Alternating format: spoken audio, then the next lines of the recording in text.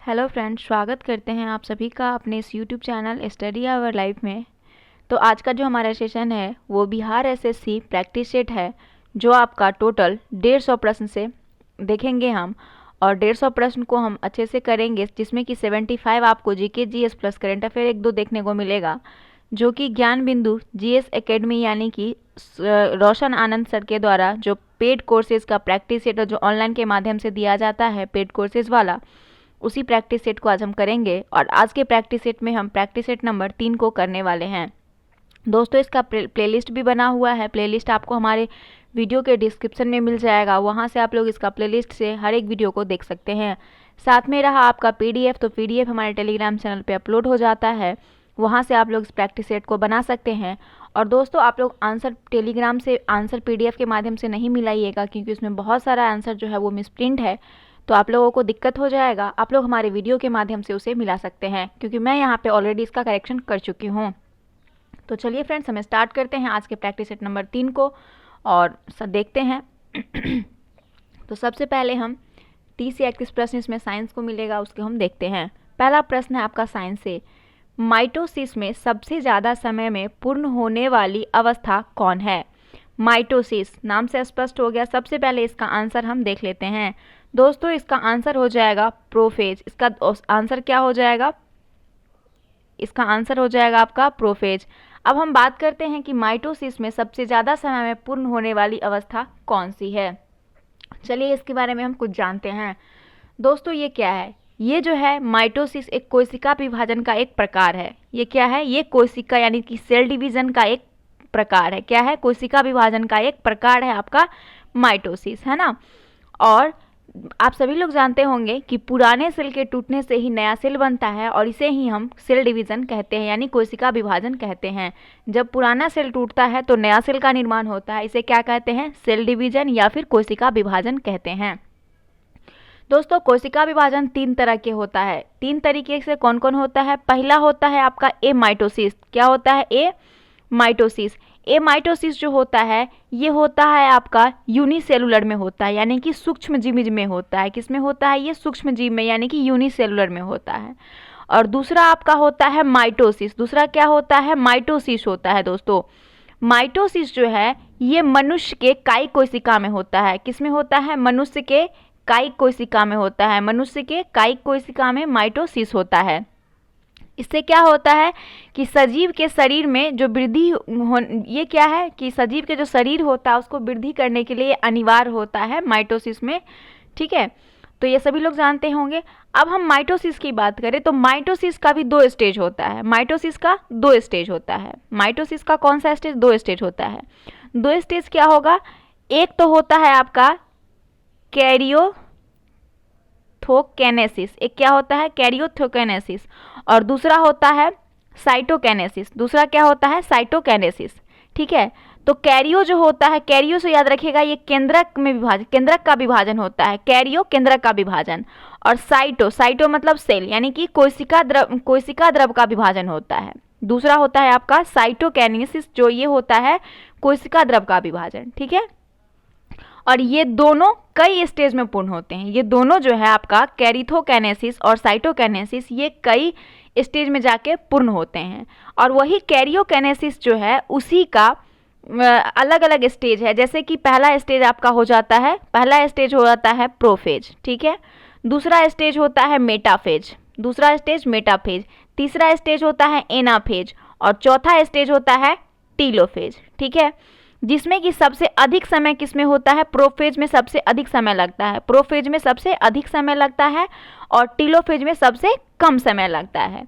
तो आप लोग इस क्वेश्चन का आंसर समझ गए होंगे। ठीक है, तो इसके हिसाब से प्रोफेज इसका करेक्ट आंसर है।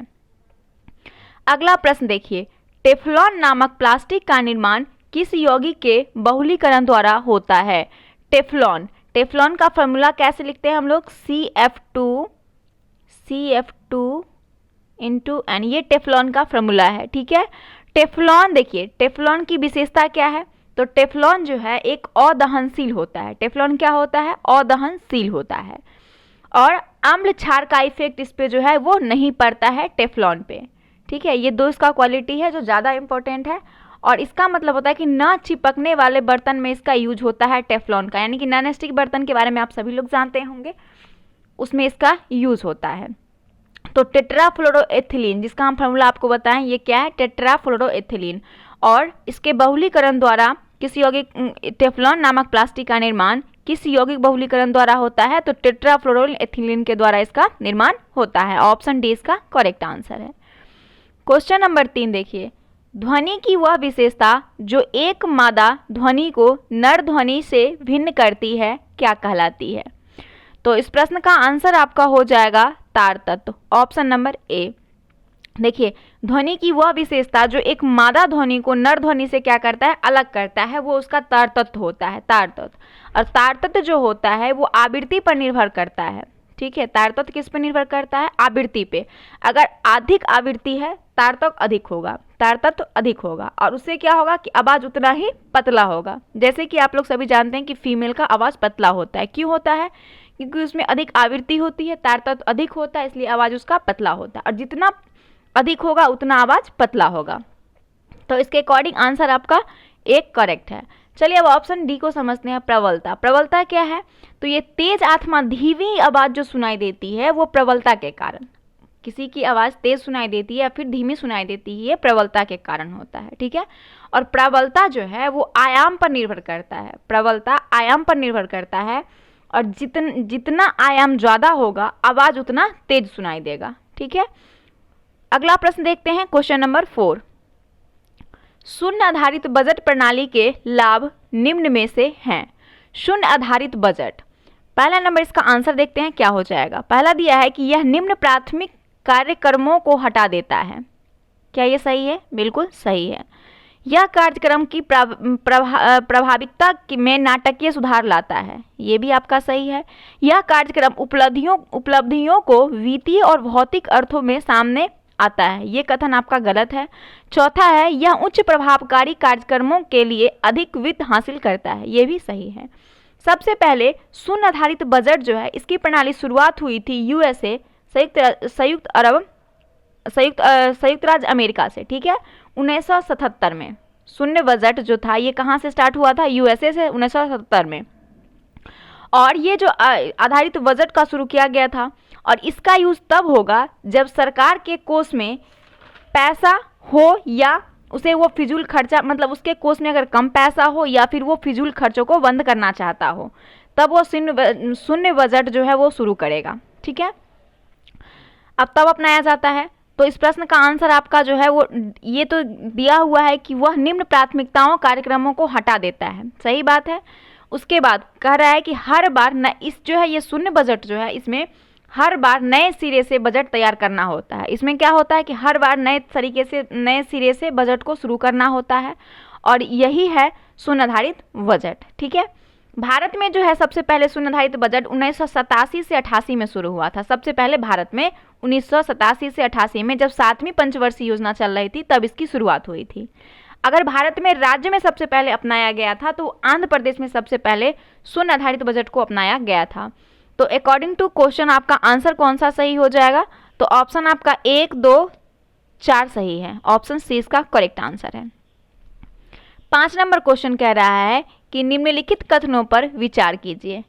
कैल्सीटोनिन रुधिर कैल्शियम स्तर में वृद्धि लाता है, पाराथर्मोन रुधिर कैल्शियम स्तर में कमी लाता है, उपयुक्त में से कौन सा कथन सही है?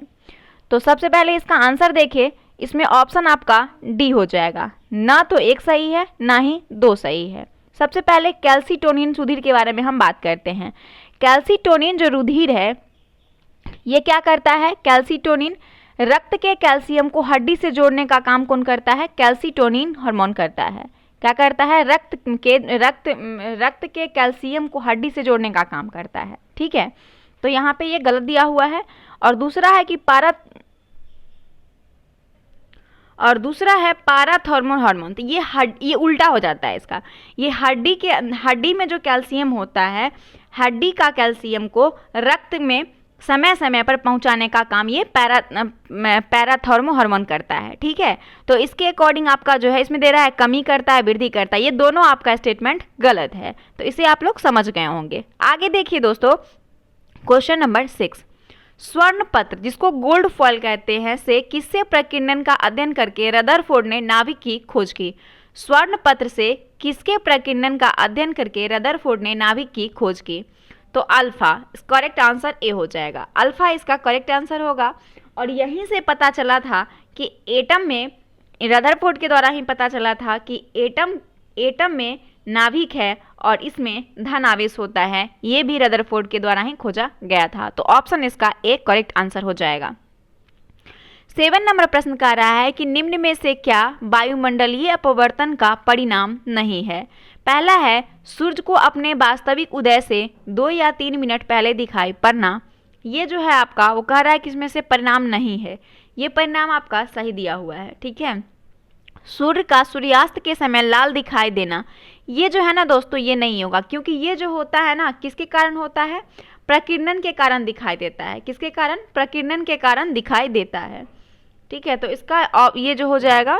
उसके बाद है रातों में तारों का टिमटिमाना, सूर्य का आकाश में अपनी वास्तविक ऊंचाई पर दिखना। ये सभी जो है आपका सही है, ऑप्शन बी इसका करेक्ट आंसर हो जाएगा। ठीक है, आगे देखिए क्वेश्चन नंबर 8। क्वेश्चन नंबर 8 कह रहा है कि निम्नलिखित कथनों पर विचार कीजिए।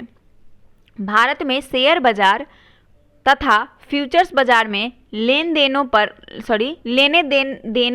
देने पर कर, संघ द्वारा कर जो लगाया जाता है, किसके द्वारा लगाया जाता है? फ्यूचर बाजार में जो कर लगाया जाता है वो संघ द्वारा लगाया जाता है, राज्य द्वारा एकत्रित किए जाते हैं। इस दोनों कथन में से कौन सा कथन सत्य है?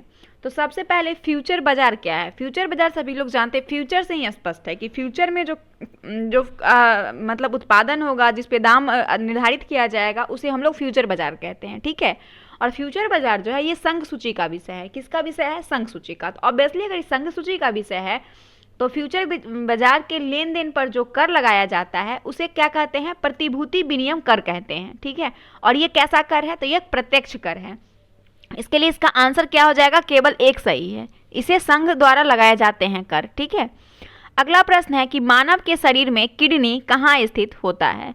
तो मानव के शरीर में जो किडनी होता है दोस्तों, ये उदर गुहा के पृष्ठीय तल पर और कसूरुगी दंड के दोनों ओर स्थित होता है। उदर गुहा कहने का मतलब हो गया आपका पेट, उदर गुहा कहने का मतलब पेट, और वक्ष गुहा कहने का मतलब हो गया छाती। ठीक है, तो वक्ष में होता है फेफड़ा, लेकिन उदर गुहा की बात हो रहा है तो किडनी हो जाएगा इसका करेक्ट आंसर, उदर गुहा में।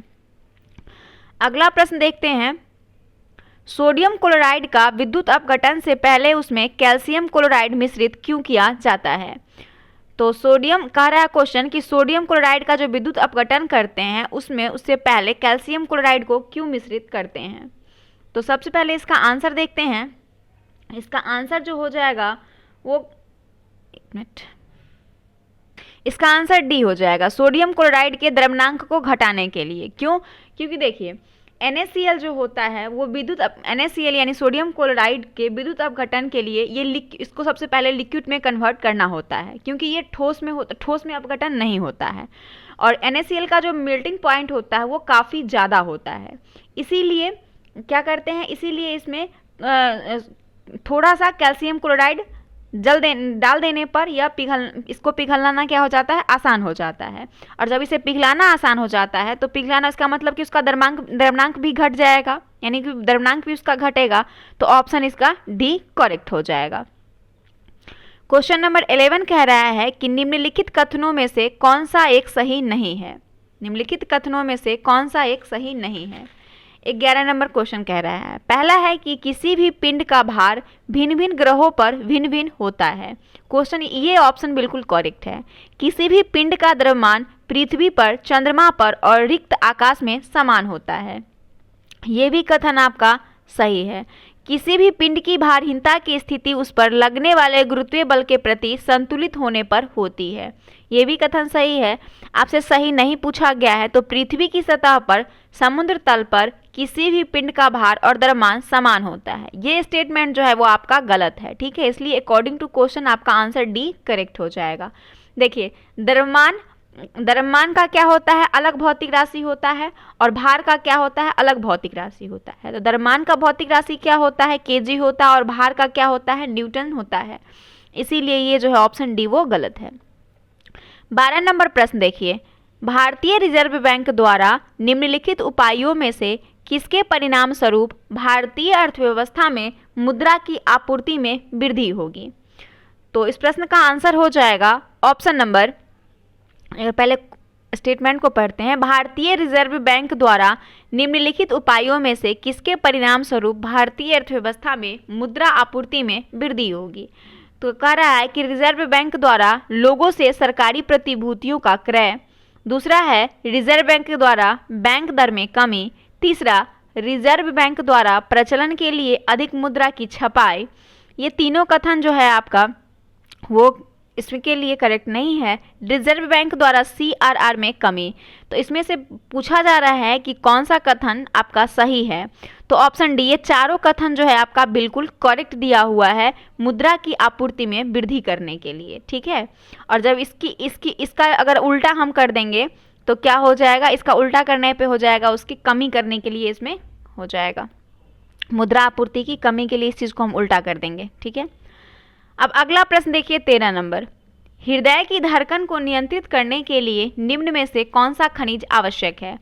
तो हृदय की धड़कन को नियंत्रित करने के लिए जो आवश्यक खनिज है वो है आपका पोटेशियम। क्या हो जाएगा? पोटेशियम इसका करेक्ट आंसर है।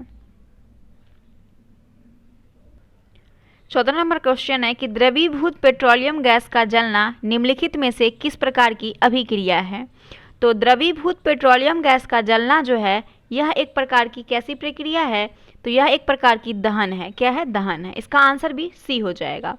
देखिए दहन के कुछ शर्त हैं। दहन का शर्त क्या है? सबसे पहला शर्त, 3 शर्त को इसको फॉलो करना होगा तब कोई पदार्थ दहनशील होगा। पहला कि दहन पदार्थ की उपस्थिति होना चाहिए। क्या? दहनशील पदार्थ की उपस्थिति होनी चाहिए, उसमें दहनशील पदार्थ की क्या होनी चाहिए? उपस्थिति होनी चाहिए।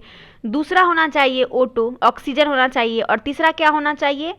ज्वलन ताप की प्राप्ति होना चाहिए, ठीक है। और दहन क्या है? दहन एक ऑक्सीडेशन रिएक्शन है और ऊष्माक्षेपी भी है।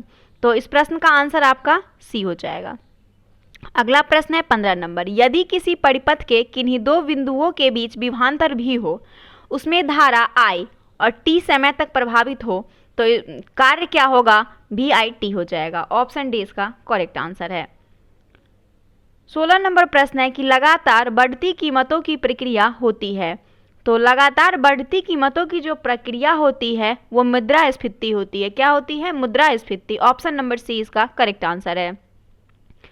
तीव्र शारीरिक क्रिया के दौरान पेशियों में उत्पन्न होने वाले ऐंठन का क्या कारण होता है? लैक्टिक अम्ल। क्या होता है? लैक्टिक अम्ल इसका कारण होता है। ग्लूकोज जब लैक्टिक अम्ल में टूट जाता है तो क्या होता है? हमारे शरीर में ऐंठन होने लगती है। तो ऑप्शन सी करेक्ट आंसर है। अगला प्रश्न है साधारण अग्निशामक यंत्र में कार्बन डाइऑक्साइड निम्नलिखित के प्रतिक्रिया से उत्पन्न होता है। तो इस प्रश्न का आंसर हो जाएगा option number C, sodium bicarbonate एवं तनुगंधमल से। सोडियम बाइकार्बोनेट का फॉर्मूला होता है NaHCO3 और इसे ही सोडियम बाइकार्बोनेट या फिर खाने का सोडा कहते हैं। और तनुगंध अम्ल कहने का मतलब हो गया H2SO4 या फिर इसे सल्फ्यूरिक अम्ल कहते हैं। क्या कहते हैं? सल्फ्यूरिक अम्ल। तो ऑप्शन सी इसका करेक्ट आंसर हो जाएगा। ऊष्मा चालकता की बीमा है। ऊष्मा चालकता की बीमा ऑप्शन सी हो जाएगा, क्योंकि ऊष्मा का जो मात्रक होता है क्या होता है? वाट पर मीटर पर केल्विन इसका होता है, इसलिए इसका बीमा क्या हो जाएगा? MLT-3K-1। ऑप्शन सी इसका करेक्ट आंसर है। आगे आइए 20 नंबर पे। राष्ट्रीय आय का परिकलन निम्नलिखित में से किस एक को छोड़कर अन्य सभी तरीकों से किया जा सकता है? तो नेशनल इनकम का परिकलन जो किया जाता है, सबसे पहले ऑप्शन कह रहा है कि सभी प्रकार की बचत का योग। क्या ये सही है? किया जा सकता है। तो ऑप्शन ये जो है वो आपका सही दिया हुआ है। सभी प्रकार के बचत का योग करके कर सकते हैं। सभी प्रकार के निर्गतों का योग, सभी प्रकार के निर्गतों का योग गलत है। सभी व्ययों का योग गलत है। सभी प्रकार की आय का योग, ये भी गलत है। पूछा जा रहा है कि किस एक को छोड़कर अन्य सभी तरीकों से किया जा सकता है। तो छोड़कर बोल रहा है ना, इसलिए इसको छोड़कर बाकी सभी से किया जा सकता है। तो ऑप्शन ए इसका करेक्ट आंसर हो जाएगा। राष्ट्रीय आय 3 तरह से होता है, एक तो उत्पादन, दूसरा आय, तीसरा व्यय। इस तीनों को देखकर हम लोग नेशनल इनकम को निकाल सकते हैं, है ना। इसके लिए इसमें सभी प्रकार की बचत को छोड़कर, बचत से क्या हम नेशनल इनकम निकाल सकते हैं? बिल्कुल नहीं, इसलिए ए इसका करेक्ट आंसर हो जाएगा। 21 नंबर प्रश्न देखिए, आवश्यक तत्वों की उस सांद्रता का जिसमें कम होने पर पौधे की वृद्धि धीमी हो जाती है क्या होता है? जिसके कम होने पर पौधे की वृद्धि कम हो जाती है वो है आपका क्रांतिक सांद्रता। क्या है? क्रांतिक सांद्रता। ऑप्शन इसका डी करेक्ट आंसर है। अगला प्रश्न है 22 नंबर, टर्नर्स लक्षण वाले क्रोमोसोम का विवरण है। टर्नर्स लक्षण वाले क्रोमोसोम का विवरण इसमें से कौन सा है? तो सबसे पहले इसको हम समझते हैं, उसके बाद इसको देखेंगे। दोस्तों, हम सभी लोगों में 23 जोड़ा क्रोमोसोम होता है, यानी कि 46 क्रोमोसोम होता है, 23 जोड़ा, ठीक है। 22 जोड़ा समान क्रोमोसोम होता है जिसको हम लोग ऑटोसोम कहते हैं। 22 जो होता है ये समान होता है जिसको हम लोग क्या कहते हैं? इसको हम लोग ऑटोसोम कहते हैं, ऑटोसोम कहते हैं। और 23वां जो होता है, 23वां जोड़ा जो होता है वो सेक्स क्रोमोसोम होता है जिससे कि लिंग निर्धारण होता है, ठीक है। मेल में आपका XY होता है और फीमेल में क्या होता है? XX होता है, ठीक है। ये दो चीज़ तो आप समझ गए, ये बेसिक है, सभी लोग जानते होंगे। इस दोनों के अलावे अगर कुछ अलग हो जाता है, 22 जोड़ा सही होगा, अगर 23वां जोड़ा कुछ डिफरेंट हो जाता है तो उसमें चेंजेस देखने की वजह से ये 3 सिंड्रोम होते हैं। एक तो होता है आपका टर्नर सिंड्रोम होता है, दूसरा डाउन होता है और तीसरा केलाइन होता है। तो चलिए एक एक करके इसको हम समझते हैं। सबसे पहले ये देखिए कि जिसमें 22 जोड़ा क्रोमोसोम सही होगा और 23वां जोड़ा जो होगा, 23वां जोड़ा वो XO रहेगा, तो फीमेल तो होगी लेकिन फीमेल होने के साथ वो क्या हो जाएगा? उसमें रिप्रोडक्टिव सिस्टम का अभाव हो जाएगा जो बच्चों को जन्म नहीं दे पाएगी, ठीक है। दूसरा आपका केलाइन फिल्टर जो होता है, केलाइन फिल्टर में 22 जोड़ा सही होगा, 22 जोड़ा जो होगा वो बिल्कुल सही होगा, लेकिन उसमें जो 23वां जोड़ा आपका होगा वो XX के जगह पे यहाँ पे Y हो जाएगा, ये यहाँ पे 3 आ जाएगा, XXY हो जाएगा, जिससे कि मेल होंगे, गुण मेल वाला, मतलब जो बच्चे जन्म लेंगे वो कैसा होगा? मेल होगा, लेकिन उसमें गुण जो आ जाएगा वो फीमेल वाला गुण आ जाएगा, ठीक है, वो क्लाइन हो जाएगा। जैसे एग्जाम्पल में आप लोग किन्नर लोगों को देखते होंगे, किन्नर वही होता है, ठीक है। केलाइन फिल्टर से वो लोग ग्रसित होते हैं। उसके बाद है लास्ट है आपका डाउन सिंड्रोम। डाउन सिंड्रोम में भी क्या होता है कि 21वीं जोड़ी गुण जो होता है वो बिल्कुल सही होता है, लेकिन 21वीं जोड़ी गुण क्या होता है? उसमें जो एक एक्स्ट्रा वृद्धि हो जाता है, ठीक है। यहाँ पे 23 की जगह पे उसको 24 हो जाता है, तो इसमें वृद्धि हो जाने से क्या है? 46 की जगह पे 47 हो जाता है, एक का वृद्धि हो जाता है। और ये खास करके बच्चों में होता है, और बच्चों में होने पर क्या होता है कि बच्चे मंदबुद्धि हो जाते हैं और युवावस्था के दौरान उनकी मृत्यु भी हो जाती है, ठीक है। तो इसे डाउन सिंड्रोम कहते हैं। तो ये आपका जो एग्जाम्पल दिख रहा है वो डाउन सिंड्रोम का एग्जाम्पल दिख रहा है। तो ऑप्शन इसका करेक्ट कौन सा हो जाएगा? ऑप्शन ए इसका करेक्ट आंसर हो जाएगा, XO। 23 नंबर प्रश्न कह रहा है कि निम्नलिखित में कौन सा कथन ग्रेफाइट के संबंध में सही नहीं है? तो ग्रेफाइट के संबंध में जो कथन नहीं है उसे देखते हैं। पहला दिया है कि यह कार्बन का क्रिस्टलीय अपरूप है, बिल्कुल सही है। इसकी अति निम्न तापीय स्थिरता और निम्न वैद्युत और तापीय चालकता है। ये जो कथन है आपका सही नहीं है ग्रेफाइट के संबंध में। यह अपसादी कार्बन में यौगिक के रूप में रूपांतरित चट्टानों में होता है, ये भी सही है। यह इलेक्ट्रोड के रूप में उच्च ताप पदार्थ प्रसंस्करण अनुप्रयोगों में रिफ्रैक्टर में काम आता है, ये भी सही है। तो आपका जो ऑप्शन जो सही हो जाएगा वो केवल और केवल बी सही होगा, क्योंकि ये संबंध जो है वो सही नहीं है ग्रेफाइट के संबंध में। 24 नंबर प्रश्न है कि उत्कृष्ट गैसों रासायनिक दृष्टि से अक्रिय होते हैं क्योंकि? उत्कृष्ट गैस रासायनिक दृष्टि से अक्रिय होते हैं क्योंकि सबसे पहले इसे हम समझते हैं। उत्कृष्ट गैस, ये वर्ग 18 के बारे में बात कर रहे हैं। हमारे पीरियडिक टेबल में जो वर्ग 18 है उसमें ये सारे गैसेस आते हैं। उसमें कौन कौन से गैस आ जाते हैं? हीलियम आता है, नियॉन आता है, आर्गन आता है, क्रिप्टॉन आता है और जीनॉन आता है। ये सभी इनर्ट गैस है, यानी अक्रिय गैस है। इसको हम लोग दुर्लभ गैस के भी नाम से जानते हैं। तो इस प्रश्न का आंसर आपका बी हो जाएगा। इनमें संयोजी सेल पूर्णतः भरे हुए होते हैं, इसलिए ये क्या होता है? अक्रिय होता है। तो ऑप्शन इसका बी करेक्ट आंसर है। 25 नंबर प्रश्न है कि उड़ान से पहले हवाई जहाज दौड़ मार्ग पर दौड़ाया जाता है। तो जब हेलीकॉप्टर उड़ता है तो सबसे पहले वो क्या करता है? हवाई अड्डा पे सबसे पहले वो इस तरीके से स्पीड में चलता है और फिर धीरे धीरे अपनी उड़ान को भरता है, ठीक है। तो ऐसा किस लिए होता है? तो इसलिए होता है क्योंकि कार्यकारी वायुदाब बढ़ने के लिए, कार्यकारी वायुदाब को क्या करता है? बढ़ाने के लिए। तो ऑप्शन इसका बी करेक्ट आंसर है। 26 नंबर प्रश्न है कि लोलक का आवर्तकाल पृथ्वी के केंद्र पर तो लोलक का आवर्तकाल जो होगा वो पृथ्वी पर क्या होगा, शून्य और अनंत के बीच होगा, शून्य और अनंत के बीच होगा। लोलक की अगर हम बात करें तो T बराबर फॉर्मूला जानते होंगे 2 पाई रूट अंडर LYG होता है, ठीक है। और एक दोलन में पूरा करने में लगा समय आवर्तकाल कहलाता है, ठीक है। तो इस प्रश्न का आंसर आपका सी हो जाएगा। 27 नंबर प्रश्न है कि मंदी के समय केंद्रीय बैंक के लिए उचित है। तो मंदी के समय केंद्रीय बैंक के लिए उचित क्या है कि मांग का गिरना मंदी कहलाता है, और उससे क्या होता है, मांग जब गिरेगा तो कर्मचारी की भी छटनी हो जाएगी, बेरोजगारी आएगा। तो इसके लिए इसको उचित क्या होगा, इसके लिए उचित ये होगा कि सस्ती मुद्रा नीति अपनाकर साख का विस्तार करना। सस्ती मुद्रा को अपना लेगा और साख का विस्तार करेगा, ये इसका सही आंसर हो जाएगा।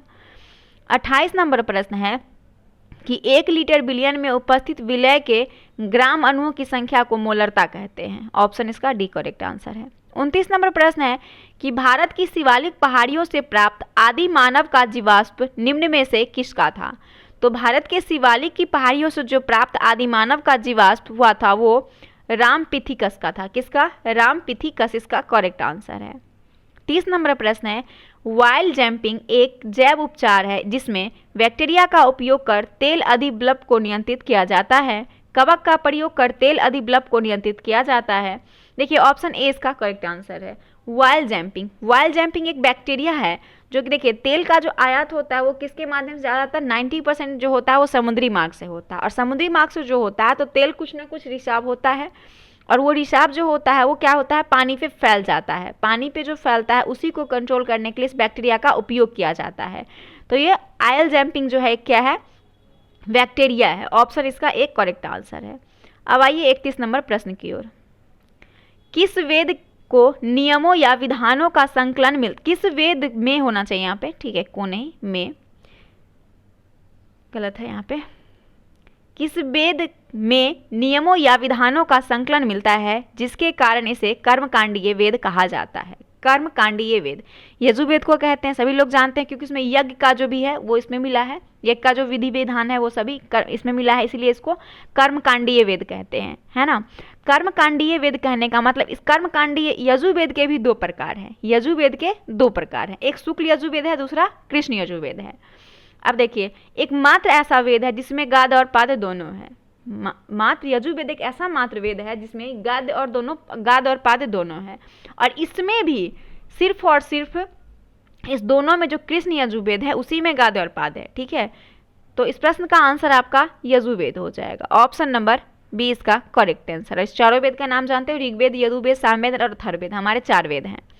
32 नंबर प्रश्न देखिए, यहाँ पे आपको मिलान करना है, थोड़ा छोटा करते हैं, यहाँ पे मैच करने में सही होगा। सबसे पहले मिलान कर लेंगे। मेगास्थनीज, मेगास्थनीज इसका मैच कहाँ जाएगा दोस्तों, तो मेगास्थनीज दिया है कि इंडिका की रचना की जो सेल्यूकस निकेटर का राजदूत था मेगास्थनीज, तो 1 का 2 हो जाएगा, ठीक है। मेगास्थनीज कौन था, तो इंडिका की रचना की जो सेल्यूकस निकेटर का राजदूत था। दूसरा है आपका डाइमेकस। डाइमेकस की बात करें तो यह सीरियन नरेश अंटियोकस का राजदूत था। Option A. पिलनी, पिलनी की बात करें तो ये इससे पहले सदी में नेचुरल हिस्ट्री नामक पुस्तक लिखा जिसने भारत के पशुओं, पौधों और खनिज पदार्थ की जानकारी मिलती है। डायनोसियस या मिस्र नरेश टॉलमी फिलाडेल्फस का राजदूत था जो बिंबिसार के दरबार में आया था। तो इस प्रश्न का आंसर आपका क्या हो जाएगा मैचिंग के अकॉर्डिंग, तो देखते हैं एक बार। डी हो जाए, सॉरी ए हो जाएगा। क्या हो जाएगा, 2 1 4 3, 2 1 4 3, इसका आपका मैचिंग 1 करेक्ट हो जाएगा, ठीक है। अब आते हैं 33 नंबर प्रश्न पे। निम्नलिखित में से कौन सा या फिर से लक्षण सिंधु सभ्यता के लोगों का सही चित्रण है। उनके विशाल महल और मंदिर होते थे, क्या ये सही है। ये बिल्कुल कथन आपका जो है वो सही नहीं है। उनके ना विशाल मंदिर हुआ करते थे ना महल हुआ करते थे, ठीक है, तो ये आपका सही नहीं है। ये देवी देवताओं दोनों की पूजा किया करते थे, बिल्कुल सही है, ये देवी देवताओं की पूजा किया करते थे। युद्ध में घोड़े द्वारा खींचे गए रथों का प्रयोग करते थे। एक्चुअली ये लोग शांति प्रिय लोग थे, युद्ध करना ही नहीं चाहते थे, तो ये घोड़े द्वारा खींचे गए रथों का प्रयोग बिल्कुल नहीं करते थे। तो आपका केवल और केवल 2 सही हो जाएगा, ठीक है। अगला है प्रश्न नंबर 34। पूर्व वैदिक आर्यों का धर्म मुक्त था। तो पूर्व आर्य वैदिक का जो धर्म क्या था, वो था प्रकृति पूजन व यज्ञ। इसका करेक्ट आंसर हो जाएगा ऑप्शन नंबर सी, इसका करेक्ट आंसर है। पूर्व वैदिक काल, अगर हम लोग वैदिक काल की बात करें तो हम लोग वैदिक काल कब से कब तक था, 1500 बीसी से लेके 600 बीसी तक था। और इसको भी हम लोग दो भागों में बांट के पढ़ते हैं, एक तो ऋग वैदिक काल पढ़ते हैं और दूसरा उत्तर वैदिक काल। ऋग वैदिक 1500 बीसी से 1000 बीसी और उत्तर वैदिक 1000 बीसी से 600। तो इसके लिए इसका करेक्ट आंसर आपका सी हो जाएगा। अब आइए 35 नंबर प्रश्न। महान धार्मिक घरना महामस्त का विवेक है ना, महामस्त का अभिवेक निम्नलिखित में से किससे संबंधित है और किसके लिए की जाती है। तो ये एक अभिषेक है जो बाहुबली के लिए किया था। किसके लिए? बाहुबली के लिए। एक्चुअली ये इसका संबंध जो है वो कहाँ से है, तो ये जैन धर्म से संबंधित है और कर्नाटक के श्रवण बेलगोला में 12 वर्ष पर यह अभिलेख होता है, मतलब ये अभिषेक होता है 12 वर्ष पर, कर्नाटक के श्रवण बेलगोला में होता है। इससे पहले 2018 में हुआ था, अब कब होगा? 2030 में होने की संभावना है। ठीक है, तो ऑप्शन ए इसका करेक्ट आंसर है। अगला प्रश्न है खोजास। खोजास जो इस्लामी पंथ की एक शाखा है द्वारा विकसित साप्ताहिक विधा का नाम क्या है? तो देखिए, सबसे पहले जानते हैं कि मुस्लिम धर्म के दो भागों में बटा था, एक तो सिया और एक सुन्नी। ठीक है, तो सिया जो था वो मात्र 20% सिया है, सबसे कम इसी का है, सिया का 20% है। और इसी की एक विद्या है, उसी विद्या का नाम क्या है? जिनान है इसका करेक्ट आंसर। सिया का एक क्या है कि खेजास, इसका देखिए, सॉरी एक मिनट, हाँ ये देखिए, खेजास जो है ये सिया की एक शाखा है। खेजास क्या है? सिया की एक शाखा था जिसका नाम था खोजास, खेजास नहीं खोजास, सिया की एक शाखा थी खोजास, जिसका अर्थ होता था जिनान। जिनान का मतलब होता है ज्ञान। ठीक है, तो इसका आंसर आपका ए हो जाएगा, जिनान। 37 नंबर प्रश्न है कि किस शासक ने अपने सिक्के पर गरुड़ के स्थान पर मयूर की आकृति उत्कीर्ण कराई? तो ये जो इस प्रश्न का आंसर हो जाएगा वो बी, कुमारगुप्त। कुमारगुप्त ने नालंदा विश्वविद्यालय का भी निर्माण करवाया था और इसने रजत मुद्रा का भी शुरुआत करवाया था, रजत मुद्रा। और यही वो व्यक्ति था जिसने कि सिक्के पे गरुड़ के स्थान पे मयूर की आकृति को उभारा था। ठीक है, अगला प्रश्न है कि वस्त्र उद्योग में निम्न में से कौन सा एक तकनीक तुर्कियों द्वारा भारत में प्रारंभ नहीं की गई थी? चरखा, बंदेज, हाथ से चलाई जाने वाली तकली, बुनकर द्वारा उपयोग किया जाने वाला करघा। चरखा इसका करेक्ट आंसर होगा, क्योंकि ये वस्त्र का उद्योग तकनीक जो था वो तुर्की नहीं, भारत का देन है। ठीक है, अगला है 39 नंबर प्रश्न। वाराणसी में रहकर 10 वर्ष तक संस्कृत एवं खगोल विद्या का अध्ययन करने वाला अरबी कौन था? तो इस प्रश्न का आंसर हो जाएगा ऑप्शन नंबर ए, अलवर्णी। अलवर्णी इसका करेक्ट आंसर है। देखिए, अलवर्णी का जो मूल्य नाम है वो अबू रेहान इसको कहा गया। क्या है? अबू रेहान इसका मूल्य नाम है, अबू रेहान किसका? अलवर्णी का। और यह भारत में गजनबी के साथ आया था और लंबे समय तक भारत में रहा था। और इसका ये किताब एक लिखा था, किताब उल हिंद की रचना किया था, जिसमें इसने क्या किया था कि भारत के राजनीतिक के बारे में इसने लिखा था। ठीक है, और अलवर्णी जो था ये हिंदू धर्म को पढ़ने वाला पहला मुस्लिम शासक था जो कि हिंदू धर्म को पढ़ा था। ठीक है, तो इस प्रश्न का आंसर आपका ए हो जाएगा, अलवर्णी।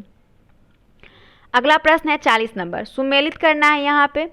इब्न बतूता हो जाएगा, किताब उल रहला इसी का था, इब्न बतूता का। अलवर्णी का था किताब उल हिंद, अलवर्णी का क्या था? किताब उल हिंद। इशामी किसकी रचना है? फुतुह उस सलातीन की रचना है, इशामी की रचना है फुतुह उस सलातीन। अमीर खुसरो की रचना है तुगलकनामा और मिनहाज उस सिराज किसकी है? तवाकत नासरी। तो इस प्रश्न का आंसर क्या हो जाएगा? 5 2 1 3 4, ऑप्शन बी इसका करेक्ट आंसर है। अब आते 41 नंबर प्रश्न पे कि कलहन की राजतरंगिणी में वर्णित अंतिम राजा कौन थे? तो कलहन की राजतरंगिणी जिसमें कि कश्मीर के इतिहास के बारे में जानकारी मिलती है, और ये जो है कलहन की राजतरंगिणी, इसके अंतिम राजा जय सिंह थे। कौन थे? जय सिंह इसका करेक्ट आंसर हो जाएगा। कलहन जो था वो श्री हर्ष के दरबार में रहते थे और कश्मीर का नीरो हर्ष को ही कहा गया, हर्ष को कश्मीर का नीरो कहा गया है। ठीक है, हर्षवर्धन अलग थे और हर्ष अलग थे। ठीक है, अगला प्रश्न है 42 नंबर, विजयनगर हम्पी जो कर्नाटक में है, इसकी प्रशंसा करते हुए किसने यह लिखा है कि संपूर्ण पृथ्वी पर इस जैसा समतुल्य नगर ना आंखों से देखा अन्ना कानों से सुना। तो इस प्रश्न का आंसर आपका अब्दुल रज्जाक हो जाएगा। विजयनगर की प्रशंसा करते हुए अब्दुल रज्जाक ने यह लिखा था कि संपूर्ण पृथ्वी पर इस जैसा समतुल्य नगर ना आंखों ने देखा और ना ही कानों ने सुना। ऑप्शन नंबर डी इसका करेक्ट आंसर है। अब्दुल रज्जाक की बात करें तो ये 1442 में देवराय द्वितीय के समय में आया था अब्दुल रज्जाक, और डोमिंग पायस जो था ये 1515 में कृष्णदेव के शासन में आया था। ठीक है, अगला है 43 नंबर प्रश्न। शेरशाह के अंतर्गत गुप्तचर विभाग का शीर्ष अधिकारी कौन था? तो शेरशाह के अंतर्गत गुप्तचर विभाग का शीर्ष अधिकारी जो था वो था आपका वरीद-ए-मुबालिक। कौन था? वरीद-ए-मुबालिक इसका करेक्ट आंसर हो जाएगा। और सैन्य विभाग के प्रधान को क्या कहते थे? आरिज-ए-मुबालिक कहते थे। जो सैन्य विभाग का प्रधान होता था उसको आरिज-ए-मुबालिक कहते थे। कैप्टन विलियम्स हॉकिंस किस जहाज से भारत पहुंचा था? तो इस प्रश्न का आंसर है कि कैप्टन विलियम्स जो हॉकिंस था वो भारत जो पहुंचा था कौन से जहाज से पहुंचा था? तो वो आया था हेक्टर जहाज से। 45 नंबर प्रश्न है कि अंग्रेज भारत में डजों पर विजय पाने में सफल रहे पर यहाँ से बाहर नहीं। वस्तुतः भारत से बाहर 1623 ईस्वी में डजों ने अनेक अंग्रेजों की हत्या कर दी। वह स्थान अम्बेओना था। कहाँ पे? अम्बेओना। अम्बेओना जो है ये इंडोनेशिया में एक जगह है, इंडोनेशिया का एक स्थान है अम्बेओना। वहीं पे इसने क्या कर दिया था? उसकी हत्या कर दी थी। अगला प्रश्न है 46। निम्नलिखित कथनों पर विचार करिए। द्वंद्व शासन नीति को वारन हेस्टिंग ने समाप्त किया था। बिल्कुल करेक्ट आंसर है। वारन हेस्टिंग ने इसको समाप्त किया था और लगाया कौन था? तो द्वंद्व शासन को लगाने वाला था कौन? तो इसका नाम जो 1765 में इलाहाबाद की संधि के दौरान रॉबर्ट क्लाइव ने द्वंद्व शासन को भारत में लागू किया था, है ना। उसके बाद है सुगौली की संधि ईस्ट इंडिया कंपनी और नेपाल के बीच हुई थी। ये भी सही है। सुगौली की संधि 1800 कब हुआ था? 1866 में शायद हुआ था। हाँ, 1866 में सुगौली की संधि हुई थी। उसके बाद है रिंग फेंस पॉलिसी, सुरक्षा प्रकोष्ठ की नीति डलहौजी से संबंधित है। ये गलत है। ये जो रिंग फेंस पॉलिसी सुरक्षा प्रकोष्ठ की नीति है ये डलहौजी की नहीं है बल्कि वारन हेस्टिंग्स की है। डलहौजी की तो राज्य की हड़प नीति है ना। तो वारन हेस्टिंग इसका करेक्ट आंसर होना चाहिए, इसलिए इसका आंसर 1 और 2 हो जाएगा। क्योंकि आपसे सत्य पूछा जा रहा है तो 1 और 2 सही है, तीसरा आपका गलत है। अगला प्रश्न है कि ब्रिटिश कालीन सामाजिक तथा मानवीय घटनाओं का घटनाक्रम क्या है? तो ब्रिटिश कालीन सामाजिक तथा मानवीय घटनाओं का घटनाक्रम इसमें देखते हैं। सबसे पहले इसमें हम आपको इसका ईस्वी और देखते हैं, ठीक है, उसके हिसाब से इसको हम करेंगे। देखिए, मानव बलि पर रोक लॉर्ड हार्डिंग प्रथम ने लगाया था। लॉर्ड हार्डिंग प्रथम, किसने? हार्डिंग प्रथम, इसको याद रखिएगा। हार्डिंग फर्स्ट, मैं शॉर्ट में लिखती हूँ। सती प्रथा पर रोक बेंटिंग ने, किसने? बेंटिंग ने। और हार्डिंग का कार्यकाल कब कब था? तो हार्डिंग का जो कार्यकाल था वो था आपका 1844 से 48, 44 से 48 था हार्डिंग का, ठीक है। सती प्रथा पर रोक, सती प्रथा पर विलियम बेंटिंग सभी लोग जानते होंगे। और ये प्रथा जो है 1819 का कार्यकाल 1828 से 35 तक था, 1828 से 35 तक। और 1829 में सती प्रथा पर रोक लगाया गया था, 1829 में, इसके 1 साल बाद। महिला शिशु की हत्या पर रोक, महिला शिशु की हत्या पर रोक ये आपका हो जाएगा सर जॉन सोर ने, किसने? सर जॉन सोर ने और वेलेजली दोनों ने मिलकर महिला शिशु हत्या पर रोक लगाया था। और सर जॉन सोर का जो कार्यकाल था वो 1793 से लेके 98 था। और वेलेजली का जो था वो 1798 से लेके 1805 तक था, ठीक है। उसके बाद आता है आपका नेटिव मैरिज एक्ट पारित किया गया। ये पारित किया गया था नॉर्थ बुकर के समय में, 1872 में, नॉर्थ बुकर के समय में। और लास्ट है आपका विधवा पुनर्विवाह विधायक, ये कैनिंग 1856 इसका करेक्ट आंसर होगा। कैनिंग 1856। देखिए, इसमें ऑप्शन जो है ना वो कोई भी मैच नहीं कर रहा है, लेकिन एक ऑप्शन है जिसको हम लोग यहाँ पे इसको पलट के बना सकते हैं। यहाँ पे 3-2 होगा, 3-2-1-5-4, 3-2-1-5-4 सही हो जाएगा, ठीक है। तो इसे आप लोग सही कर लीजिएगा, डी इसका करेक्ट आंसर होगा। यहाँ पे बस 2 के जगह पे 3 और 3 के जगह पे 2 कर दीजिएगा, बाकी सही है। अगला प्रश्न है 48 number. The Indian war of independence 1857 नामक पुस्तक के लेखक कौन है? तो 1857 की क्रांति के बारे में भी अलग अलग लोगों का अलग अलग कथन था। उसके साथ अलग अलग व्यक्तियों ने इनके बारे में अलग अलग पुस्तकें लिखी थी। इसमें कि सबसे उनके द्वारा जो 1857 जिस पुस्तक की भी हम बात कर रहे हैं, जो पुस्तक है आपका the Indian war of independence 1857, और इस पुस्तक के जो रचयिता थे वो कौन थे? तो इस पुस्तक के लिखने वाले व्यक्ति का नाम था, वो थे आपके, एक मिनट, इसका आंसर हो जाएगा option number B, V D. Savarkar. कौन थे? वी.डी. सावरकर इसका करेक्ट आंसर हो जाएगा। ठीक है, और एक पुस्तक था the causes of Indian independent 1857। ठीक है, ये इनका था, सर सैयद अहमद खान का था, द कॉजेज ऑफ। ठीक है, उसके बाद आर.सी. मजूमदार ने एक रचना की थी, उसका वो था द सिपाही म्यूटिंग एंड रिवॉलेंट ऑफ 1857। ये किसका था? आर.सी. मजूमदार का था। तो उसका ऑप्शन आपका बी करेक्ट आंसर हो जाएगा। 49 में भी आपका मैच करना है, इसे देखते हैं, सुमेलित कीजिए। ब्रह्म समाज कोलकाता, परमहंस मंडली का आपका हो जाएगा बॉम्बे, और दक्कन शिक्षा समाज ये हो जाएगा पूना, थियोसोफिकल सोसाइटी ये हो जाएगा आपका न्यूयॉर्क। तो 3, 4, 1, 2 बी में आंसर देखते हैं, 3, 4, 1, 2 इसका करेक्ट आंसर है। आगे आते हैं 50 नंबर प्रश्न पे। भारत छोड़ो आंदोलन से उत्पन्न दंगे किस क्षेत्र में सबसे अधिक व्यापक रहे? तो भारत छोड़ो आंदोलन से उत्पन्न दंगे जो है ये सबसे ज़्यादा व्यापक कहीं पे रहा था? तो बिहार और संयुक्त प्रांत में। कहाँ पे? बिहार और संयुक्त प्रांत में। ऑप्शन डी इसका करेक्ट आंसर है। संविधान की प्रस्तावना में उल्लेखित विभिन्न न्यायों में सबसे पहले किस न्याय का उल्लेख किया गया है? तो सबसे पहले जिस न्याय का उल्लेख किया गया है वो आपका क्या है? तो इसका आंसर हो जाएगा राजनीतिक न्याय, आर्थिक न्याय, सामाजिक न्याय या फिर विधिक न्याय। तो इस प्रश्न का आंसर हो जाएगा सामाजिक न्याय। ऑप्शन बी इसका करेक्ट आंसर है। संविधान की प्रस्तावना में उल्लेखित विभिन्न न्यायों में सबसे पहले सामाजिक न्याय के उल्लेख किया गया है। ठीक है, सामाजिक न्याय यह एक संवैधानिक क्या है? ये जो है एक संवैधानिक सलाह था। उसके बाद सबसे पहले देखिए कि 29 अगस्त में एक, यहाँ पे सॉरी मिस्टेक से संवैधानिक निकल गया, यहाँ पे मुझे समझ में आ रहा था। ठीक है, सामाजिक न्याय इसका करेक्ट आंसर होगा। सिंपल, संविधान की जो प्रस्तावना में उल्लेखित विभिन्न न्यायों में सबसे पहले किस न्याय का उल्लेख किया गया है? तो सामाजिक न्याय का उल्लेख किया गया है। ठीक है, अगला प्रश्न है 52 नंबर। इनमें से कौन संविधान सभा का प्रारूपण समिति का सदस्य नहीं था? देखिए, प्रारूपण समिति की अगर हम बात करें तो यह एक संवैधानिक क्या था? संवैधानिक सलाहकार थे। और 29 अगस्त 1947 को, कब? 29 अगस्त 1947 को प्रारूपण समिति का गठन हुआ।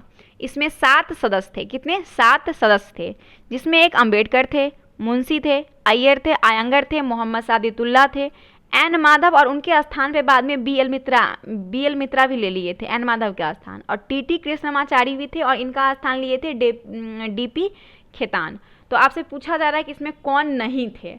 तो इसमें जो नहीं थे वो व्यक्ति का नाम आपको देखना है। तो इस प्रश्न का आंसर आपका हो जाएगा वी.एन. राव। वी.एन. राव नहीं थे। ठीक है, बाकी के.एम. मुंशी थे, मोहम्मद सादितुल्लाह थे, एन.जी. आयंगर थे। 53 नंबर प्रश्न है कि निम्नलिखित में से किस अधिनियम ने पहली बार गवर्नर जनरल की कार्यकारिणी परिषद में निश्चित अतिरिक्त गैर सरकारी सदस्यों का अंत वर्जन मुहैया करवाया? तो इस प्रश्न का आंसर हो जाएगा ऑप्शन नंबर ए, भारतीय परिषद अधिनियम 1861 इसका करेक्ट आंसर है। 54 नंबर प्रश्न देखिए, भारत के संविधान की उद्देशिका के बारे में कौन सी सही है? उद्देश्य संकल्प जवाहरलाल नेहरू द्वारा प्रस्तावित किया गया था और संविधान सभा द्वारा पारित किया गया था, जो अंततः उद्देशिका बना। बिल्कुल सही है। इसे 13 अगस्त 1946 को स्वीकार किया गया और अपना ये लागू किया गया था। लेकिन स्वीकार कब किया गया? मतलब 13 दिसंबर 1946 को इसको पारित किया गया, पारित कहते हैं, लाया गया था। ठीक है, कब? 13 दिसंबर 1946 को इसको लाया गया था। लेकिन स्वीकार कब किया गया? 22 जनवरी 1947 को उद्देशिका प्रस्ताव को स्वीकार किया गया था, है ना। तो ऑप्शन ए बिल्कुल, ये तो है आपका बिल्कुल करेक्ट है, पहला स्टेटमेंट। दूसरा कह रहा है कि उद्देशिका का विचार संयुक्त राज्य अमेरिका के संविधान से लिया गया है, ये भी सही है। समाजवादी पंथ निरपेक्ष शब्द 42वें संविधान संशोधन 1976 में अपनाए गए थे, ये भी सही है। इसमें 3 शब्द जोड़ा गया था, समाजवादी, पंथ निरपेक्ष और एक और था, आप लोग कमेंट करके बताएंगे वो कौन सा शब्द था। 3 चीज को जोड़ा गया था, ये भी सही है। उद्देशिका भारत के नागरिकों के मूल अधिकारों को समाहित करता है, ये आपका सही नहीं है। तो कह रहा है कि नीचे दिए गए कूट का प्रयोग कर सही उत्तर का चयन कीजिए। तो इसमें सही जो हो जाएगा वो 1, 2, 3 सही हो जाएगा, 4 आपका सही नहीं है। तो ऑप्शन ए इसका करेक्ट आंसर है। नागरिकता का अर्थ है, देखिए नागरिकता का क्या अर्थ है, नागरिकता जो है राज और नागरिक के बीच एक कानूनी संबंध है, ठीक है, नागरिकता। तो इसके अकॉर्डिंग इसका आंसर आप देखिए, कह रहा है कि नागरिक के पूर्ण सिविल एवं राजनीतिक अधिकार, लोकसभा यानी कि संघ की और हर राज्य की विधानसभा निर्वाचन के लिए मताधिकार, और तीसरा है संसद और विधानसभाओं का सदस्य बनने की अधिकार।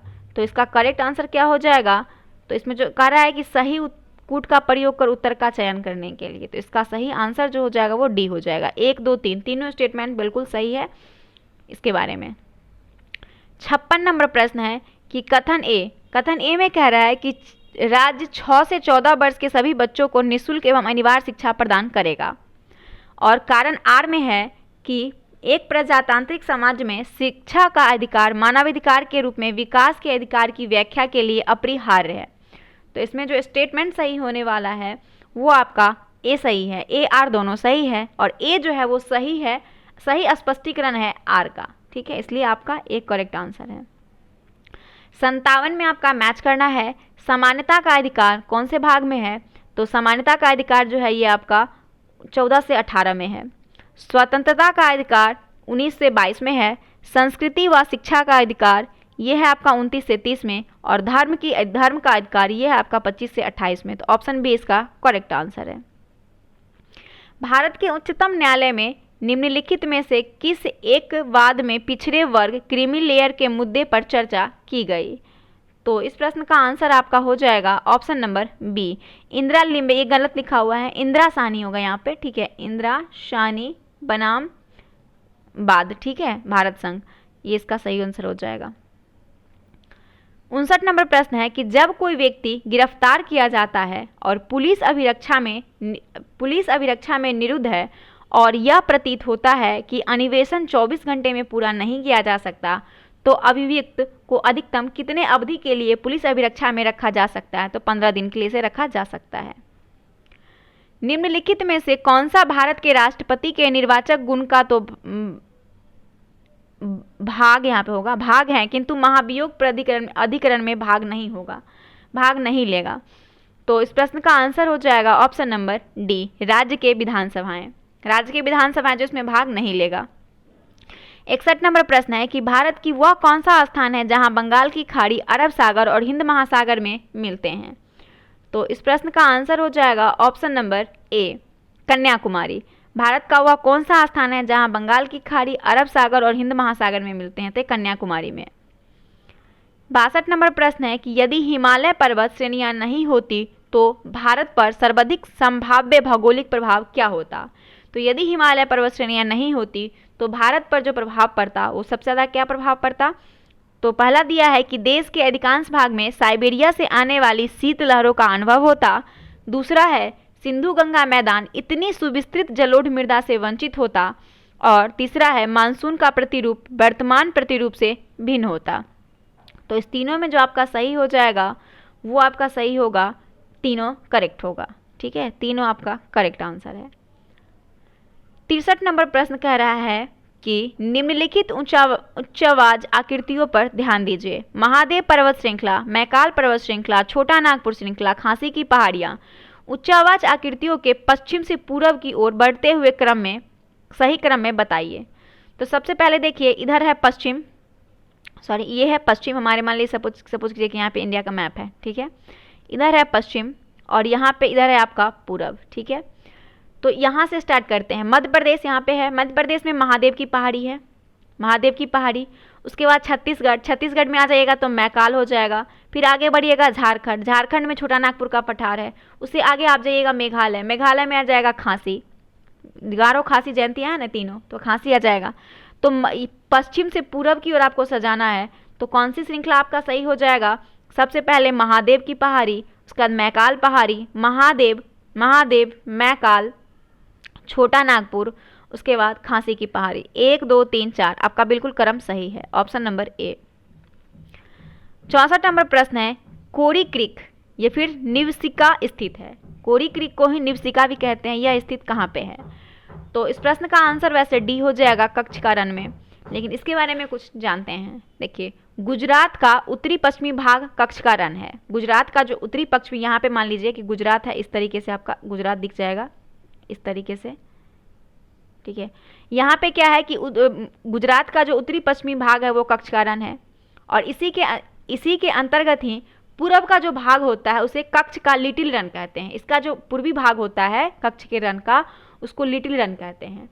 और लिटिल रन के दक्षिणी तट को कठियावरा प्रायद्वीप है। यहाँ पे क्या है, लिटिल रन के दक्षिणी तट में कठियावरा प्रायद्वीप है, और कक्ष का रन और कठियावरा प्रायद्वीप के बीच में जो खाड़ी है उसे कक्ष की खाड़ी कहा जाता है। किसके किसके बीच, कक्ष का रन और कठियावरा प्रहारी के बीच जो रन है, खाड़ी जो है, उसको कक्ष की खाड़ी कहा जाता है। और कक्ष के उत्तरी पश्चिमी भाग में सर क्रीक है। क्या है, कक्ष के उत्तरी पश्चिमी भाग में सर क्रीक है, और इसे लेकर भारत और पाक के बीच क्या है, विवाद भी है। जो भी दरोगा के एग्जाम में पूछा भी गया था कि सर क्रीक विवाद किसके किसके बीच है, तो भारत और पाक के बीच है। और इसके नीचे जब आइएगा सर क्रीक के नीचे, तो उसमें आपको देखने को मिलेगा कोरी क्रीक, कोरी क्रीक है, ठीक है। तो ये इसका आपका करेक्ट आंसर हो जाएगा, कक्ष का रन इसका करेक्ट आंसर है। आगे देखिए 65 नंबर, निम्न में से कौन सी नदी मध्य प्रदेश से निकलती है और खंभात की खाड़ी में गिरती है। तो मध्य प्रदेश से निकलती है और खंभात की खाड़ी में गिरती है, वो है माही, जो कर्क रेखा को 2 बार काटती है। ऑप्शन नंबर सी इसका करेक्ट आंसर है। 66 में है कयाल क्या है। कयाल क्या है, इस प्रश्न का आंसर हो जाएगा ऑप्शन नंबर डी, कयाल केरल का लेगून है। अंडमान और निकोबार द्वीपों की आदिवासी जनसंख्या पूछा जा रहा है, तो इस प्रश्न का आंसर हो जाएगा निग्रसम जाति की है। अंडमान और निकोबार द्वीपों में जो आदिवासी की जनसंख्या वो किसकी है, निग्रसम जाति की है। 68 नंबर प्रश्न है, सूची 1 को सूची 2 से सुमेलित कीजिए। एक तरफ कोयला का क्षेत्र है और दूसरी तरफ राज्य दिया, उसे मैच करना है। राजमहल की बात करें झारखंड, सोहागपुर आपका मध्य प्रदेश हो जाएगा, विश्रामपुर ये आपका छत्तीसगढ़ हो जाएगा, और रानीगंज पश्चिम बंगाल हो जाएगा। तो मैचिंग आपका बी बिल्कुल करेक्ट है। 4 3 2 1। स्टील अथॉरिटी ऑफ इंडिया की स्थापना किस वर्ष होता है। तो स्टील अथॉरिटी ऑफ इंडिया की जो स्थापना होता है वो 1973 में, 1973 में। 70 नंबर प्रश्न यहाँ पे फिर मैच करना है। राष्ट्रीय पर्यावरण अभियांत्रिक अनुसंधान संस्थान, इसकी स्थापना ये कहाँ पे है दोस्तों, तो ये जो है आपका नागपुर में है। खाद्य केंद्रीय प्रौद्योगिकी अनुसंधान संस्थान, ये आपका मैसूर में है। 4 केंद्रीय आलू अनुसंधान, आलू का सब्जी शिमला के बिना अधूरा है, ठीक है, सी। और केंद्रीय तंबाकू राजमुंदरी, ठीक है। तो आपका कौन सा सही हो जाएगा, बी सही हो जाएगा। 2 4 3 1। आगे आइए 71 नंबर, नेपोलियन बोनापार्ट ने किस अंग्रेज नौसैन्य अधिकारी के समक्ष वाटरलू में समर्पण किया था। वाटरलू, चलिए जून 1815 में, कब, जून 1815 में वाटरलू का युद्ध हुआ था। किसके किसके बीच, फ्रांस और ब्रिटेन के बीच। किसके बीच, फ्रांस और ब्रिटेन के बीच, ठीक है। जिसमें कि फ्रांस की ओर से नेपोलियन बोनापार्ट ने लड़ा था और अंग्रेज की तरफ से वेलेज अली लड़ा था, ठीक है, वेलेज अली। तो इसमें पूछा गया है कि नेपोलियन बोनापार्ट ने किस अंग्रेज नौसेना अधिकारी के समक्ष वाटरलू को समर्पण किया था। तो इस प्रश्न का आंसर हो जाएगा Arthur Wellesley. Option number b इसका करेक्ट आंसर है। लाल सेना का गठन किसने किया था। तो लाल सेना का गठन जो किया था वो ट्राटस्की ने किया था। ट्राटस्की जो है लाल सेना का गठन किया था। पुलित्जर पुरस्कार किस क्षेत्र में प्रदान किया जाता है। तो पुलित्जर पुरस्कार पत्रकारिता के क्षेत्र में दिया जाता है और ये कोलंबिया विश्वविद्यालय देता है। कौन, कोलंबिया विश्वविद्यालय। यहाँ पे भी मैच करना है। रेड क्रॉस दिवस कब मनाया जाता है। तो रेड क्रॉस दिवस मनाया जाता है आपका 8 मई को। शहीद दिवस 30 जनवरी को मनाया जाता है। अंतर्राष्ट्रीय ओलंपिक की बात करें तो 23 जून को मनाया जाता है। राष्ट्रीय पत्रकारिता ये आपका 17 नवंबर को और नौसेना 4 दिसंबर को। तो मैचिंग आपका ए बिल्कुल करेक्ट आंसर है। और जीके जीएस का लास्ट प्रश्न है, विश्व के संगठन और उनके मुख्यालय को मिलान करें। WTO World Trade Organization, Hindi में इसको विश्व व्यापार संगठन कहते हैं। इसका जो हेडक्वार्टर है ये कहाँ पे है। तो इसका हेडक्वार्टर की बात करें तो ये आपका जेनेवा में है और इसका स्थापना WTO का स्थापना कब हुआ था 1995 में, ठीक है। उसके बाद आते हैं इंटरपोल। इंटरपोल का हेडक्वार्टर जो है ये आपका पेरिस में है और इसका स्थापना 1923 में होता है। उसके बाद आता है यूरोपीय ऊर्जा संघ। यूरोपीय ऊर्जा संघ ये जो है आपका, इसका हेडक्वार्टर भी जिनेवा में है और इसका जो स्थापना हुआ था 1958 में, ठीक है। और नेक्स्ट आपका आ जाता है विश्व वन्यजीव संगठन संरक्षण कोष। विश्व वन्यजीव संरक्षण कोष इसका हो जाएगा आपका ग्लांड में, कहाँ पे, ग्लांड में है, और इसका जो स्थापना हुआ था 1961 में। और लास्ट है आपका राष्ट्रमंडल यानी कॉमनवेल्थ, ये आपका लंदन में है और 1926 में इसका स्थापना हुआ था। तो इसके अकॉर्डिंग आपका आंसर जो जाएगा 2, 1, 4, 3, 5, ऑप्शन बी इसका करेक्ट आंसर है। अब यहाँ से मैथ और रीजनिंग है, इसे हम डायरेक्ट आंसर करते हैं। देखिए 76 नंबर प्रश्न का आंसर आपका सी हो जाएगा, ठीक है।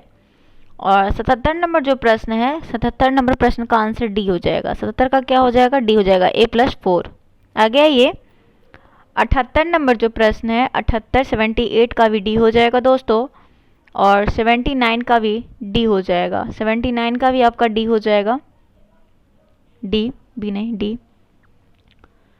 उसके बाद 80 नंबर प्रश्न है और 80 नंबर प्रश्न का आंसर हो जाएगा आपका ऑप्शन नंबर सी। क्या हो जाएगा, सी। 81 नंबर प्रश्न को देखिए, 81 नंबर का हो जाएगा आपका, 81 नंबर प्रश्न का डी हो जाएगा दोस्तों। 82 का क्या हो जाएगा, 82 का बी हो जाएगा। और 83 पे आइए, 83 का भी हो जाएगा बी। 84 का आपका हो जाएगा ए। और 85 नंबर क्वेश्चन यहाँ से है और 85 का जो आंसर हम करेंगे वो हो जाएगा 85 का, वो डी हो जाएगा, ठीक है। 86 का भी ए हो जाएगा और 87 का हो जाएगा सी। 88 का क्या हो जाएगा, बी। 89 का बी हो जाएगा दोस्तों। और 90 नंबर प्रश्न का आंसर भी ए हो जाएगा। 7, 12 अपराह्न। 91 का आंसर करेंगे तो 91 में आपका आंसर बी हो जाएगा, सॉरी बी होगा, 696। 92 का क्या होगा, डी होगा, 55/28। और 93 का आंसर हम करेंगे बी, 12 मीटर। अब यात्री से भरी एक रेलगाड़ी पटना से चली। पहले स्टेशन पर उसमें जितने यात्री बैठे थे उसका 1/3 भाग उतर गया। दोस्तों इसका आंसर 94 का जो हो जाएगा वो हो जाएगा आपका सी, 288। 95 का आंसर क्या हो जाएगा, तो 95 का आंसर हम ए करेंगे, 5336। 96 का आंसर हो जाएगा, 96 का आंसर हो जाएगा ऑप्शन नंबर बी। 97 नंबर प्रश्न और इसका आंसर भी बी हो जाएगा, 8। 97 का क्या, सॉरी 97 का बी हो जाएगा 64। और 98 नंबर प्रश्न का भी 8 हो जाएगा आंसर। 99 का आपका बी हो जाएगा, 121। उसके बाद 100 पे आइए, 100 का सी हो जाएगा, 36। अब 101 में क्या हो जाएगा दोस्तों, 101 का आपका डी हो जाएगा। 102 का हो जाएगा सी। और 103 का देखिए, यहाँ पे 3 में जो आपका है आकृति का चयन करना है और 103 का आंसर हम करेंगे सी। चलिए आगे बढ़ते हैं 104 की ओर और 104 में जो है आपका वो डी हो जाएगा। 105 में क्या है, तो 105 का आपका हो जाएगा ए। और 106 में आपका देखिए स्टेटमेंट वाली क्वेश्चन है दोस्तों, ये क्वेश्चन पढ़ने में बहुत मुश्किल है, बहुत लंबा क्वेश्चन है, ज़्यादा वीडियो लंबा हो जाएगा और बताना मुझे आंसर ही है, तो इसलिए मैं सिर्फ आंसर बता रही हूँ। आप लोग वीडियो पॉज करके इसे बना सकते हैं, आने तो PDF से आप लोग बना के यहाँ से आंसर मिला सकते हैं, ठीक है। जीके जीएस का आप लोग डिस्कशन यहाँ से देख सकते हैं। 6 का वी क्या है, 6 का वी हो जाएगा केवल निष्कर्ष 2 निकलता है। 107 का ए हो जाएगा और 108 का हो जाएगा आपका डी। यहाँ देखिए विक्टोरी को CIVSYRO लिखा जाता है, तो आगे दिया है आपको जो भी कूट उसको क्या लिखा जाएगा, तो 110 का आपका सी हो जाएगा। 110 नहीं, सॉरी 109 का आपका सी हो जाएगा और 110 का भी सी हो जाएगा, ठीक है। 111 को देखिए, 111 को दोस्तों डी हो जाएगा 3। और 112 का ए हो जाएगा। 113 का सी हो जाएगा। 114 का क्या होगा, देखिए 114 में आपका हो जाएगा डी। 115 में दिया है, यदि बैग को इतना लिखा है, यहाँ भी कूट कूट का क्वेश्चन है आपका 115 का भी, तो 115 का आंसर यहाँ पे बी हो जाएगा। 116 का भी बी होगा और 117 का क्या हो जाएगा, सी। 118 का आंसर करेंगे दोस्तों, डी होगा। और 119 का आपका बी हो जाएगा, 16 त्रिभुज पूछा जा रहा है। 120 में भी बी होगा आंसर। 121 को देखिए, 121 में ए होगा और 122 का कितना होगा, डी। 123 का आंसर क्या होगा, तो 123 का आपका सी हो जाएगा। 124 का डी हो जाएगा। और 125 का क्वेश्चन यहाँ दिया हुआ है, इसे देखते हैं। और 125 का ए हो जाएगा। 126 का भी बी हो जाएगा। और 127 डी हो जाएगा दोस्तों, निंदा आदर। 128 का डी हो जाएगा। 129 का आपका बी हो जाएगा, ठीक है। 130 का भी डी हो जाएगा। फिर यहाँ पे स्टेटमेंट की क्वेश्चन दोस्तों, इसे इतना पढ़ना पड़ेगा आपको, देखिए, ठीक है। और उसके बाद 131 नंबर प्रश्न का आंसर जो करेंगे हम, वो 131 का ए हो जाएगा, ठीक है। 131 का ए हो जाएगा। 132 का बी हो जाएगा और 33 का क्या हो जाएगा, बी हो जाएगा। 34 का आंसर क्या हो जाएगा, सी। 35 का डी हो जाएगा।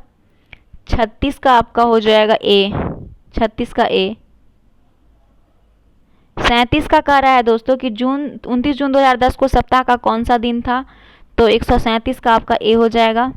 138 का भी ए हो जाएगा और 139 का सी हो जाएगा, सी। 140 का हो जाएगा आपका ए। 141 का डी हो जाएगा। त्रिभुज ज्ञात करना है कितना है। 142 का बी हो जाएगा। 82 यहाँ पे है दोस्तों, 23 हो जाएगा, ठीक है। और 143 का आपका 131 हो जाएगा, सी आंसर होगा 143 का। 144 का आंसर करेंगे ए होगा। 145 का भी इतना स्टेटमेंट आपको पढ़ना पड़ेगा, उसके बाद इसका आंसर निकालना पड़ेगा। 145 का तो डी निकल के आएगा, ना तो एक और ना ही दो सही है। 146 का भी आपका हो जाएगा सी, सी होगा। 1 2 दोनों निष्कर्ष सही है। 47 का क्या होगा, ए हो जाएगा। 47 का ए भांजी। 48 का डी हो जाएगा। 48 का डी। और चलिए 49 का देखते हैं। 149 का एम्पियर विद्युत धारा तो फैदम का क्या चीज़ से मापते हैं, तो फैदम का जो मात्रक हो जाएगा वो हो जाएगा आपका आवृत्ति। और पक्षी हवाई जहाज की तरह उड़ता है, पक्षी उड़ता है, हवाई जहाज भी उड़ता है। मछली तो नाव की तरह, तो ऑप्शन इसका सी हो जाएगा। तो ये सभी आपका 150 प्रश्न था दोस्तों। कैसा लगा आज का प्रैक्टिस सेट, अच्छा लगा तो लाइक जरूर कीजिएगा, चैनल को सब्सक्राइब जरूर कीजिएगा। जो लोग नए हैं चैनल पर सब्सक्राइब कर ले और वीडियो को ज़्यादा से ज़्यादा शेयर करें। PDF आपको हमारे टेलीग्राम चैनल पर मिल जाएगा। मिलते हैं नेक्स्ट प्रैक्टिस सेट के साथ, तब तक के लिए धन्यवाद।